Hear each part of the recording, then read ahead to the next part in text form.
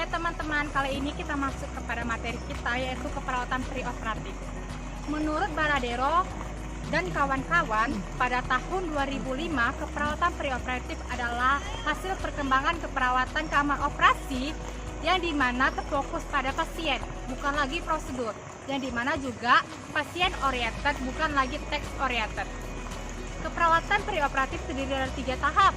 Yang pertama yaitu prooperatif, yang kedua yaitu intraoperatif, dan yang ketiga yaitu pasca-operatif. Menurut Anik tahun 2014, pengalaman pembedahan preoperatif terdiri dari 3 tahap, yaitu tahap preoperatif merupakan tahap pertama dari perawatan preoperatif yang dimulai sejak pasien diterima dan di ruang terima pasien dan berakhir ketika pasien dipindahkan di meja operasi untuk dilakukan tindakan operasi atau pembedahan. Pada fase ini, lingkup aktivitas keperawatan selama waktu tersebut mencakup penentapan pengkajian dasar pasien di tatanan klinik ataupun rumah, wawancara perioperatif, dan menyiapkan pasien untuk anestesi yang diberikan pada saat pembedahan. Hai, sekarang kita masuk ke dalam materi perawatan intraoperatif. Perawatan intraoperatif dimulai sejak pasien ditransfer ke meja bedah dan berakhir bila pasien ditransfer ke wilayah ruang pemulihan. Pada fase ini, lingkup aktivitas keperawatan mencakup pemasangan IV cap, pemberian medikasi intravena, dan melakukan pemantauan kondisi fisiologis yang menyeluruh sepanjang prosedur pembedahan dan menjaga keselamatan pasien. Selanjutnya adalah tahap postoperatif. Tahap ini merupakan tahap lanjutan dari perawatan preoperatif dan intraoperatif yang dimulai ketika klien diterima di ruang pemulihan atau pasca anestesi dan berakhir sampai evaluasi tindak lanjut pada tatanan klinik atau di rumah. Pada fase ini, lingkup aktivitas keperawatan mencakup rentang aktivitas yang luas. Fokus pengkajian meliputi efek agen anestesi. Aktivitas keperawatan kemudian berfokus pada peningkatan penyembuhan pasien. Tujuan keperawatan preoperatif menurut Sutriningsih 2018 yaitu yang pertama, menciptakan hubungan baik dengan pasien atau tim pembedahan yang lain. Yang kedua, mengkaji, merencanakan, dan memenuhi kebutuhan pasien preoperatif. Yang ketiga, memahami dan mengetahui daerah dan prosedur pembedahan.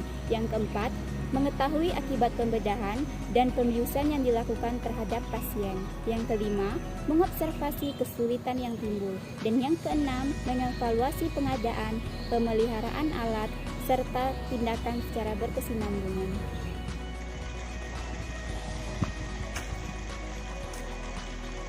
Tip intraoperasi, yang pertama adalah surgeon, yang kedua anestesiologis, yang ketiga sertifikat nurse anestesi, yang keempat scrub nurse, dan yang kelima circulating nurse. Hai, setelah penjelasan mengenai keperawatan perioperatif tadi, sekarang kita bahas adalah infeksi nosokomial atau yang biasa kita sebut dengan inos.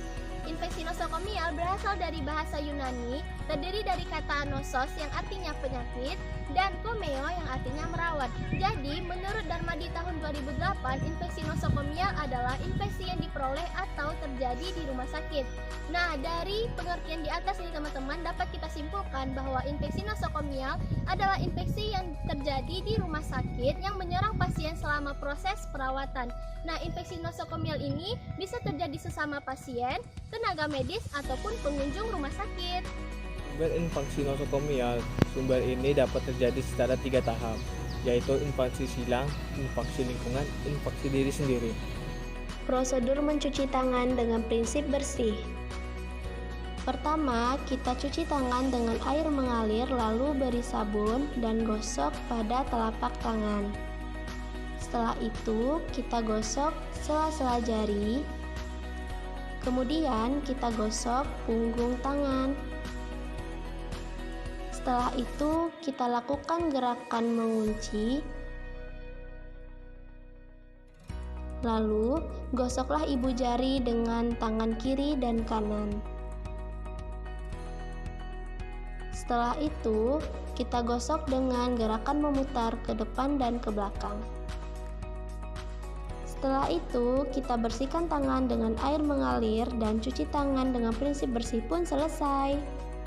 Prosedur mencuci tangan dengan prinsip steril sebelum memasuki ruang operasi.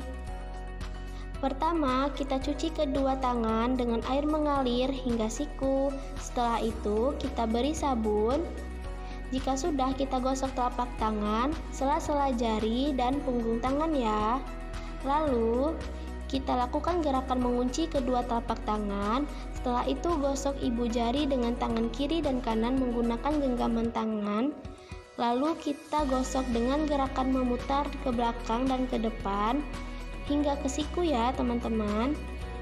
Setelah itu, kita bilas dengan air mengalir hingga ke siku.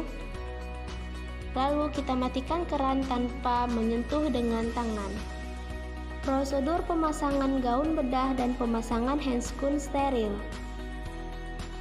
Selanjutnya adalah prosedur pemasangan gaun bedah dan handscoon steril. Pemasangan gaun bedah dan handscoon steril dilakukan di ruang operasi. Untuk pemasangan gaun bedah, dimulai dengan menyentuh bagian terluar dari gaun dan memasukkan kedua tangan ke dalam lengan gaun. Untuk merapikan gaun dibantu oleh seorang asisten yang akan mengikat gaun dan hanya menyentuh bagian terdalam dari gaun.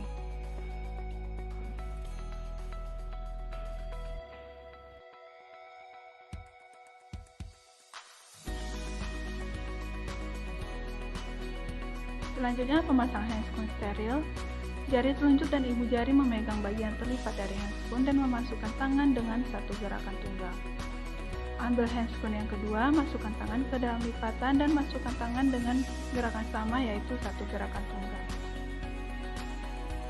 Jika kedua handscoon telah terpasang, Anda bisa merapikan sela-sela jari hingga handscoon terpasang dengan nyaman.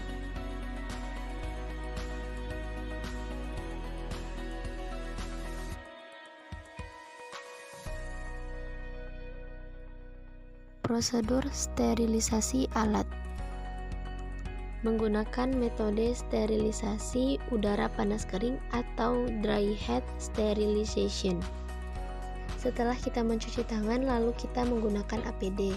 Setelahnya, kita campurkan larutan klorin 1:9 di dalam baskom yang sudah berisi air bersih. Lalu lakukan perendaman alat medis selama 10-15 menit. Setelah itu, kita gosok alat medis menggunakan sabun dan sikat dan bilas hingga bersih pada air mengalir. Keringkan alat dan sortir dan masukkan ke dalam pouch.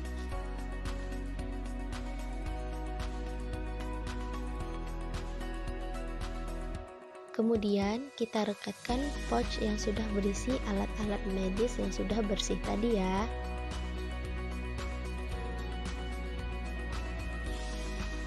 Masukkan dalam sterilisator. Lalu kita tutup alat tersebut dan tekan tombol disinfection dan tunggu 40 menit. Setelah 40 menit, keluarkan dari alat sterilisator. Terakhir, masukkan alat ke dalam lemari alat kesehatan. Selanjutnya, sterilisasi dengan panas basah atau kukus. Alat dan bahan yang diperlukan ada air klorin, air deterjen, air bersih. Selanjutnya, masukkan alat ke dalam air klorin, lalu kita sikat hingga bersih ya.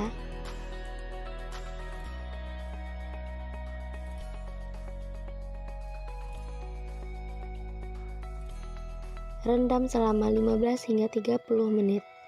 Lalu kita masukkan alat tersebut ke dalam air deterjen.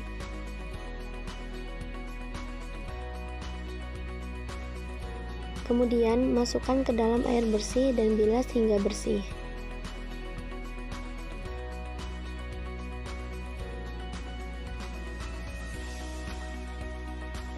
Jangan lupa untuk mengeringkan alat.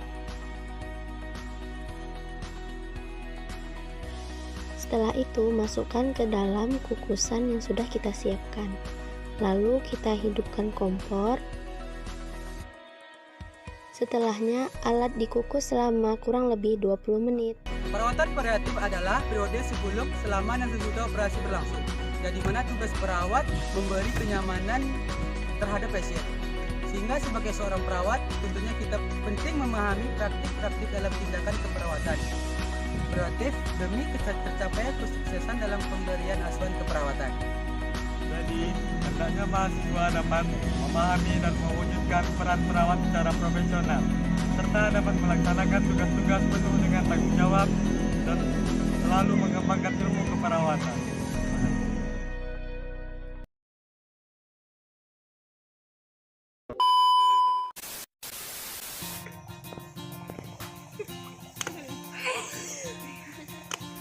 Hai, sekarang kita masih di perawat perilaku. Gimana Gus pengkajian meliputi efek agen anestesi, cap dulu bagi operatif. Tahap ini merupakan tahap lanjutan dari perawatan preoperatif dan intra. Yang selanjutnya adalah tahap postoperatif. Tahap ini merupakan tahap lanjutan.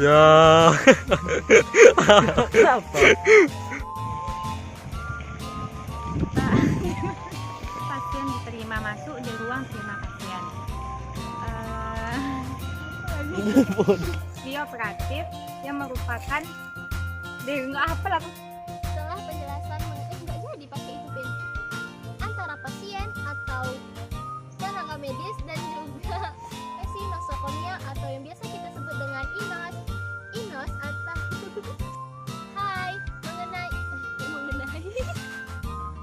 Perawatan preoperatif dan demi itu udah jalan. Preoperatif demi tercapai kesuksesan dalam dan apa tuh?